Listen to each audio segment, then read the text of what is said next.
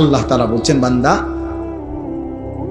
ইমানদার মুমিন তুমি আমার, তুমি না বলে আমারে ভালোবাসো, আমার বন্ধুকে ভালোবাসো।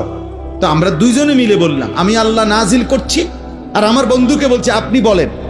তাহলে আমি আল্লাহ এবং আমার রাসূল আমরা দুইজনে মিলে ইমানদার তোমাদেরকে বললাম চোখ নামাও, লজ্জাস্থান হেফাজত। নারী দেখো না, ছবি দেখো না, নাটক দেখো না, সিনেমা দেখো না, নর্তকী দেখো না, হারাম দৃশ্য দেখো না।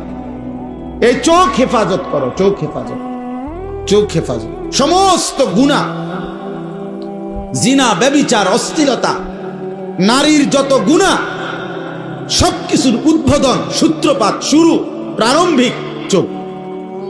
চোখে দেখার পরেই কুমন্ত্রণা দেয় অন্তরে,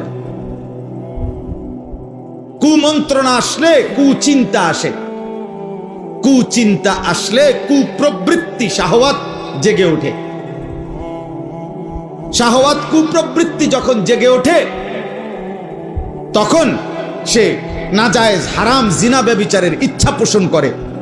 আর সেই ইচ্ছাটাকে যখন প্রবল হয় তখন সেটাকে দৃঢ় আকাঙ্ক্ষা যে আমি এই গুনাহ করবই করব,